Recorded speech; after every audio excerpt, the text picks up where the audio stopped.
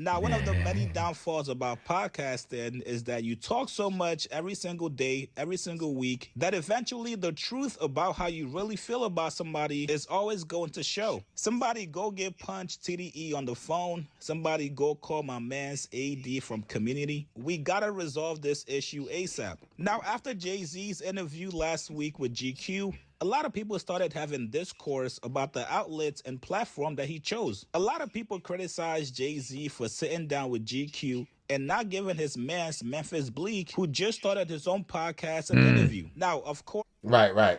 Yeah, why not? Because he's not big enough. No, that would make him big enough. If Jay-Z sit down with Memphis Bleek, it would take him over the top. And then no he called doubt. all his other celebrity friends. Right. He gave him an alley-oop. Jigga like, look, man, I gave you everything else, man. To change that hat. Right, you're not cool enough. I seen your podcast. It sucks, son. Jay-Z could have sat down with anybody and the interview would still do great numbers. Why he chose GQ to sit down with as opposed to other platforms, that's completely up to him. And even Memphis Bleek himself really doesn't care that Jay did not sit with him. He responded back to somebody on Twitter that said, no matter who Ho sat with, y'all would have something to complain about had he sat with Bleek. Niggas would be like, of course he sat with his friend. He wasn't trying to ask him tough questions. Don't try to make this a friendship issue. Y'all was gonna complain regardless. Bleek responded back saying, yes, all facts. And I'm not asking nothing they want to hear. I'm asking Jay, why you ain't past that Billy plug yet? And he's right. A lot of times the legacy media platform... What's Billy? I don't know. What, a billion? A billion? Oh, yeah, for that Billy. All right. Will only ask questions relating back to the 90s when Jay was selling drugs. We don't want to hear that shit in 2026. Me personally, I thought the guy that Jay did the interview with, Frazier, he was actually a pretty good interviewer. He asked Jay a lot of relevant questions that people have been wondering. If anybody wanted to hear about Jay's drug dealing past, y'all go listen to his old records. Now, on the Joe Budden podcast Patreon, they were discussing this topic, and while Joe Budden was addressing it, he actually called out Kendrick Lamar and SZA for really only sitting down and doing interviews with white platforms. Here's what they said. That was probably just a setting that he was trying to choose. When you somebody high up, you could pick what type of interview you want to have. Come on, say that stupid Memphis Bleek shit you said. I didn't say Memphis Bleek, but what happened was what was going on the internet was people saying, like, how would you have your man have a podcast and you do it for GQ when Bleek just started a podcast? But outside of Bleek, the bigger argument for people was there's a lot of independent folk, there's a lot of black folk. If you're championing black entrepreneurship, black self-determination, all this other shit, why would you do the one interview you're going to do in the next 5 years? Why would you do it with GQ and not with somebody from the culture? That was a lot of people's criticism. It's a legitimate question. I just think he's an employee for GQ. They gave him a cover. They did a photo shoot. It makes sense. Yeah, but the question wasn't so much like, could you do it with why'd you do it with a black reporter? Publication. Yeah, it was. So what he's going to do? About the outlet. For platform. For Black Yeah. Beat? He was going to do it for Black Beat? He was going to do it for... You know what I'm But here's the saying? thing, if you're Jay-Z... He said Black Beat. I'm not necessarily... I'm not that invested in the argument, but Jay-Z's going to get 1 million views in a day, no matter where he does it. Facts. True. So GQ's not doing Jay-Z a favor. I get why some people go to the big outlets because they need to look. Jay-Z can... If Jay-Z came here, if Jay-Z went on my platform, if Jay-Z went on your platform, whatever, Anyway, like... he could just start a YouTube channel and just put only his interview on it. And That's it would it. do fine. Absolutely. People will Whatever, find like, it. he Like, still oh, get the same views. I don't know about that. I don't like that argument. I agree with Mark. he would because he never talks. So Yeah, it very would have got seldom. out. It would have got out immediately. I think Jay just don't care. You don't think so? No, he don't care. He don't care.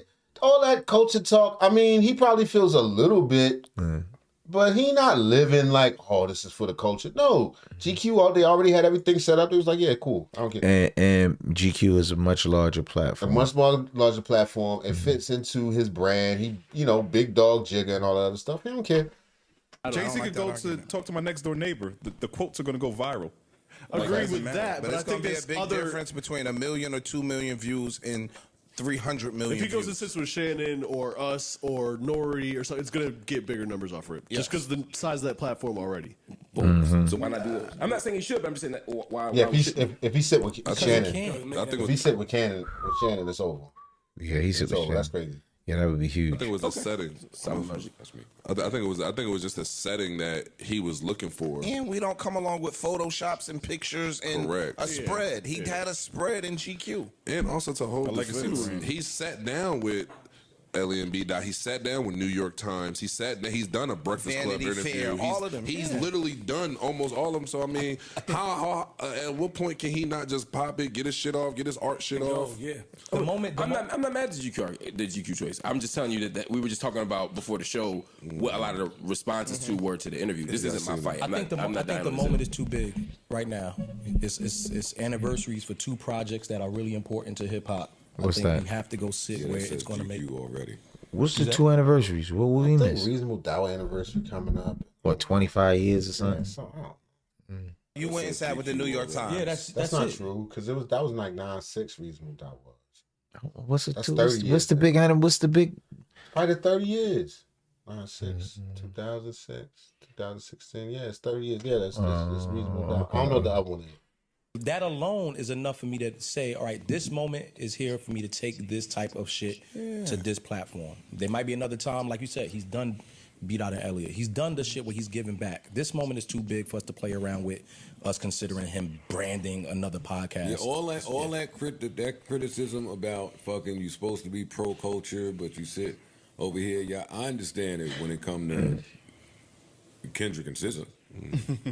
Yeah. Those are two motherfuckers that you're gonna see on all the white outlets and never see with Jay's black right. people. And I done told them that. For real? I done told all the CD niggas that's how I feel about it. Yeah. But like you said, sat with Everybody. Yeah. But Joe, there's a clip you wanted me to respond He might to? sit with Bleek. I got the clip. It's also valuable. Jay-Z might sit with Bleek. He might. He should give him that. You know, that's his man. He should. That's his little man. He should. Right. If Even at if they the don't come verb- to the office, like, yo, let me bring the cameras over where you at real quick. Yeah, and man. We shoot a joint, man. Where you at? Miami, New York? Yeah, we do it, man. I give you an hour.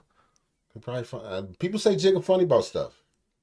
I believe that. And I think he's big enough. There are very few celebrities that can keep that mystique these days because everybody's no out doubt. there, out there. Him and Beyonce. Beyonce don't do no interviews and none. You don't really see her out there. No. Here and there. So if he peek his head out, right? If he peek his head out and he give you a little taste of something, yeah, like you said, it's gonna go viral. It's gonna do well wherever he goes. Well, he trying to kill him this summer. They said he going on tour or something and promoting for this 30th anniversary thing. So he might do some more interviews. He might still sit with Bleek. We'll see. Let the time tell.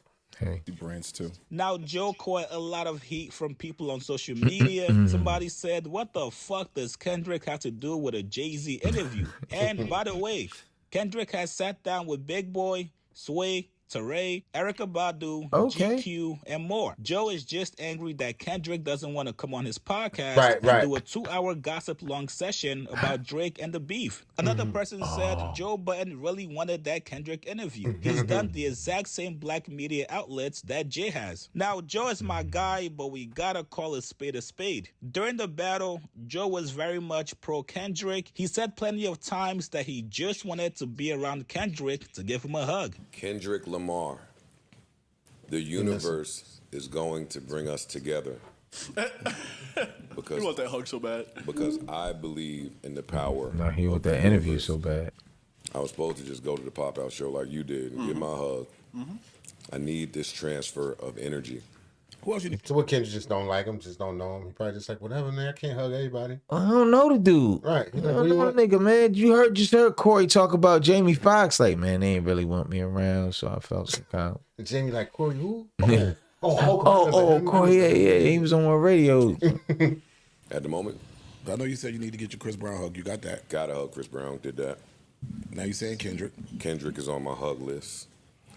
At the moment, it's only Kendrick on my hug list. And from what it seems don't like, hug no women? Joe wasn't lying to get the next Kendrick Lamar. He got. Nigga don't want to hug no chicks. He just want to hug all dudes. Chris Brown, Kendrick Lamar, Yeah, you know, he got a girl and stuff.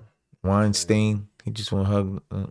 Maybe. interview. Now, whatever happened between then and now, We have no clue, but obviously Joe did not get the interview, which if we're being honest, yeah, Joe does feel some kind of way about it. I'm not sure why Kendrick decided not to do the Joe Budden podcast. Maybe Kendrick only just wants to sit with journalists, and maybe he just doesn't want to sit down with YouTubers, podcasters, streamers on their platforms. But people are definitely correct. He sat down with the same platforms that Jay-Z has interviewed with. So you can't be mad at Kendrick if you're going to give Jay-Z a pass as well. Even though it has been a while, but Kendrick has done Hot 97, The Breakfast Club, Funk Flex, Elliot Wilson, Big Boy, and most recently, he just sat down with Ebro and the Deska. Now, Joe is normally transparent with his audience, so whatever conversation happened or took place between him and Kendrick Lamar's team, where Kendrick pretty much said no to coming on his platform, I think a lot of people would want to know what happened. Because right now, a lot of fans have been noticing the slick shots that Joe have been taking at Kendrick, and some of it is definitely unwarranted. You guys get in the comments below. You guys... We found out Joe got his panties in a bunch. About Kendrick Lamar and Jay-Z. You want to hug all on him. Right. Just say you want to touch a man. Anyway, next story. Mike check. This is the last one.